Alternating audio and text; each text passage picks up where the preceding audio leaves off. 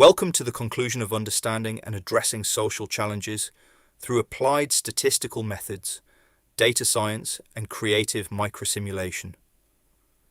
We have covered 8 lectures of methods, evidence, and argument. The conclusion steps back from the technical detail and asks the fundamental political question. Given everything we have shown, that progressive reform is affordable, distributionally dramatic, health improving, and publicly popular, why is it still not happening? And what must researchers do about that? The conclusion is deliberately direct. It does not hedge into the usual academic caveats about implications for further research. It makes 4 specific recommendations for advancing evidence to policymakers, grounded in the analysis of why good evidence so often fails to translate into political action. It invokes Friedman's observation that crises create opportunities for ideas lying around, and it tells you to make sure your ideas are the ones that are lying around when the moment comes. This lecture is also an opportunity to consolidate. We will revisit the arc of the course, connect the methods to the political moment, and discuss where your own research and advocacy work fits into the framework we have built. In this lecture, there are 7 topics, structured around a single unifying argument. The conditions for transformative tax benefit reform in Britain are more favourable than the political class currently assumes, and the task of researchers is to ensure the evidence is comprehensive, integrated and available when the political moment arrives. The conclusion is the most explicitly political section of the course, and deliberately so. The methods in the previous 8 lectures are politically neutral in principle. They could be applied to analyse any policy reforms in any direction. But the application throughout this course has been to the specific challenge of progressive redistribution in a period of perma-crisis, and the conclusion makes no apology for naming the political failures and opportunities that create the context for this work. The 2024 general election demonstrated 2 things simultaneously: that the political coalition for progressive reform exists, Labour won a landslide, and that the political leadership is systematically failing to exploit it. Sunak's "you name it, Labour will tax it" was a calculated attempt to weaponise tax evasion. That it largely failed did not prevent Labour from internalising exactly the same assumption. The fiscal reality is not subtle. Britain has crumbling school buildings, literally, because the investment required to replace them was repeatedly deferred. The transport system combines high fares with low reliability. Private water companies have accumulated debt to the point of de facto insolvency while paying out dividends. Virtually every major local authority is under sustained financial pressure. These are the direct consequences of 40 years of underinvestment, and they impose costs that far exceed the cost of the investment that was avoided. The generational observation is politically important and underappreciated. 2024 was the first election since baby boomers came of voting age in which a clear majority of them did not see their preferred party in government.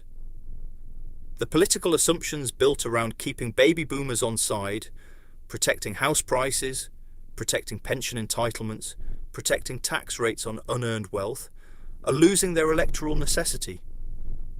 Younger generations who own no property, carry student debt, and face housing costs that their parents did not encounter at the same age have different material interests and different political preferences. The political coalition for progressive reform is larger and more durable than the current Labour leadership appears to believe. The private school charitable status finding is the most striking single illustration of how far public attitudes have shifted. This was a policy that the political class treated for decades as untouchable, a symbolic gesture that would alienate aspirational middle-class voters and produce no meaningful fiscal gain. The polling tells a different story. 57% support, 16% opposed, a net margin of 41 percentage points. These are not ambiguous numbers. The explanation for the shift is material. In the 1980s and 1990s, home ownership was broadly accessible to people in professional employment, and the idea that a working family might aspire to private schooling for their children was not absurd. In 2024, the median house price in many English cities requires a deposit that exceeds median annual income. The aspiration to private schooling has become genuinely remote for most families. The political valence of the policy has changed because the material circumstances have changed. The historical point about income tax is worth knowing because it challenges the naturalisation of the current rate structure. Income tax was introduced permanently in 1842 as a temporary wartime measure. It was applied only to very high earners until well into the 20th century. The idea that income from work is naturally taxed more heavily than income from wealth or capital gains is a political choice made over decades, not an economic law. Reversing it is not radical. It is a return to what was historically normal in many respects. The connection to the course's methods is direct. Every claim made in this paragraph about affordability, popularity, and impact can be modelled, measured, and communicated using the tools from the previous 8 lectures. The fiscal cost of abolishing charitable status for private schools can be estimated by microsimulation. Its distributional effects can be analysed by decile. Its electoral popularity can be measured by conjoint analysis. And the narrative to persuade firm opponents can be developed through adversarial co-production. The methods are ready. The political moment is approaching. The Friedman quote above is worth sitting with for a moment, because it is both a description and a challenge. Friedman understood that evidence and argument do not change policy in continuous incremental ways. Policy changes through discontinuous jumps. When a crisis forces a reassessment of the status quo, and when alternative ideas are available and coherent enough to fill the vacuum. The question for progressive researchers is whether their ideas will be the ones lying around when that moment comes. The Cameron Osborne example is instructive precisely because it worked. The global financial crisis of 2007/08 was caused in significant part by the deregulation of financial markets that Friedman's ideas had inspired. Cameron and Osborne turned it into an argument for more of the same: austerity, reduction of public debt, shrinking the state. The narrative of fixing the roof while the sun is shining was economically incoherent. National economies are not household budgets, but it was politically effective because the alternative narrative was not prepared and available. Opposition parties either accepted the framing or could not articulate a credible counter-argument. The current situation is different. The Friedmanite consensus is visibly failing. The water crisis, the housing crisis, the NHS staffing crisis, the food bank explosion. These are not random misfortunes. They are the predictable consequences of a sustained political commitment to underinvestment and deregulation. The ideas that can explain this failure and point toward alternatives exist. The task is to make them so comprehensive, so well evidenced, and so clearly communicated that when the next crisis forces a reassessment, these are the ideas that policymakers reach for. The Mekler, Boas, and Oliver observation is a corrective to naive optimism about knowledge exchange. Evidence only underpins policy when it demonstrably advances the interests of policymakers. Knowledge partnership schemes and policy engagement programs without this alignment are expensive forms of box ticking.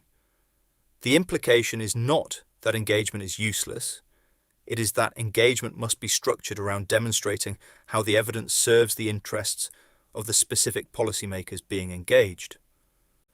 Lecture 8's conjoint analysis is designed precisely to do this, showing that redistributive reform is popular, not just affordable. The embedded YouTube video traces the history of Friedman's impact on society. The nudge unit is the clearest available example of what we mean by policy-based evidence-making. Research methods shaped to produce the results that powerful interests want, funded generously because they serve those interests, and maintained in their influential position despite growing evidence of their ineffectiveness and, in some cases, of outright data manipulation. The political fit was perfect. Cameron wanted to address obesity, pension saving, tax evasion, and welfare dependency without increasing public spending or re-regulating financial markets. Nudge theory offered exactly that. By changing the choice architecture around individuals' decisions, you could improve outcomes without structural change. It was the ideal complement to the austerity agenda. The food bank figure is the most devastating empirical refutation of the nudge approach. In 2008/09, 26,000 food parcels were distributed by Trussell Trust Centres.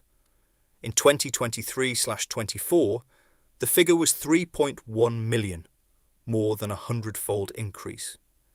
This is not a problem that can be addressed by changing the default option on a form or sending a text message about behavioural norms. It is the direct consequence of inadequate social security, declining real wages, and rising costs for essentials. The people distributing those 3.1 million food parcels know this. The research and policy communities that funded the Nudge Unit through this period apparently did not. Key Nudge authors were involved data manipulation. This is not a peripheral footnote. It is the kind of finding that in a functioning scientific culture would prompt a wholesale reassessment of a major research program. The fact that nudge funding continues despite Meyer et al.'s 2022 meta-analysis illustrates exactly what our Associated Textbooks conclusion argues. Research funding reifies and entrenches existing orthodoxies, regardless of the evidence. Understanding this is the precondition for deciding how to operate within and around it. The embedded YouTube video examines issues that nudging has failed to address. The 4 principles the conclusion sets out are distilled from everything this course has argued about how evidence actually travels from research into policy. They are worth taking seriously as practical operating guidelines, not just intellectual conclusions.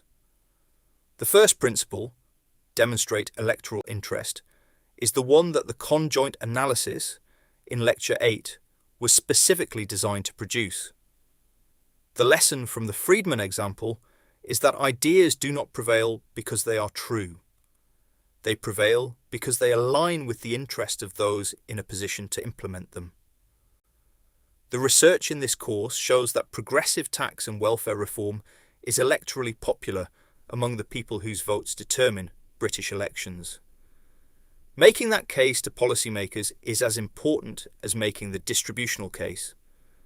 The second principle, communicate succinctly and on policymakers' terms, is the one that most academic researchers find uncomfortable because it requires translating technical findings into language that non-specialists can use.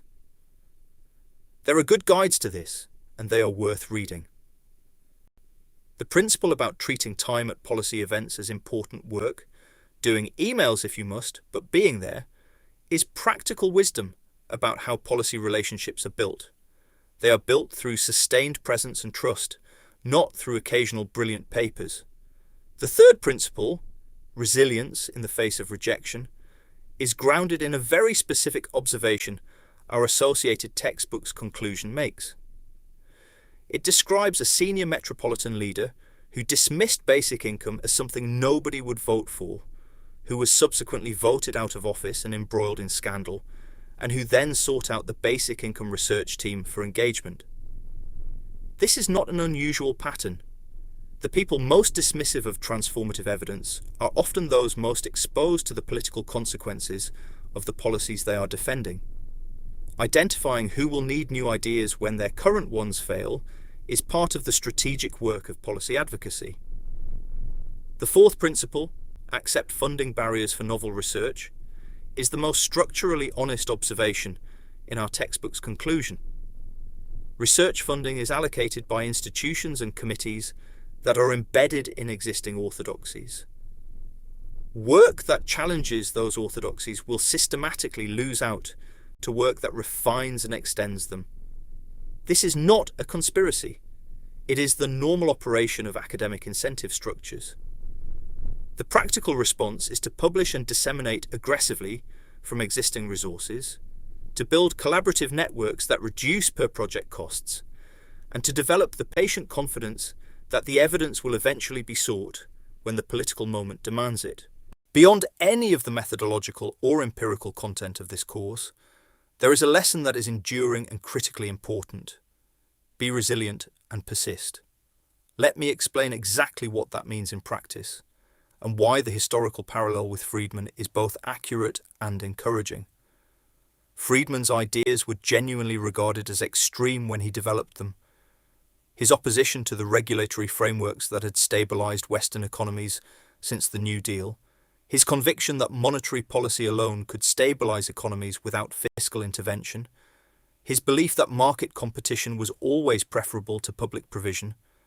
These were not mainstream positions in the 1950s and 1960s. He was marginalized by the economic establishment. He persisted, publishing, advocating, training students, and building intellectual networks. When the stagflation of the 1970s broke the post-war Keynesian consensus, his ideas were there, coherent, developed, and ready for deployment. Thatcher and Reagan did not invent the intellectual framework for their revolutions. They reached for what was lying around. The parallel is not that progressive researchers should emulate Friedman's conclusions. Those conclusions have been empirically falsified by 4 decades of their own implementation. The parallel is methodological.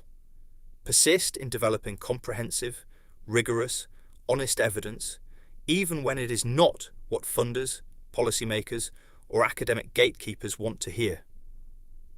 The political moment that makes it necessary will arrive. When it does, the question is whether the evidence is ready. The methods in this course, microsimulation, conjoint analysis, within-between health modelling, adversarial co-production, are not academic exercises. They are the tools for building the kind of integrated, comprehensive evidence that can demonstrate simultaneously that a policy is affordable, that it dramatically reduces poverty, that it improves population health, that it is electorally popular, and that even firm opponents can be persuaded of its merits when the arguments are well constructed. No previous generation of progressive policy researchers has had all of these tools available at once. Use them. Be rigorous. Be honest about limitations. Communicate clearly. And persist. If you do not make the case for the bleeding obvious, someone making the case for the patently ridiculous will fill the space. The Nudge Unit made the case for patently ridiculous ideas for 15 years and attracted enormous funding. Those with the intuitions necessary for improving society can make a better case for ideas with much stronger empirical foundations. Go and do it.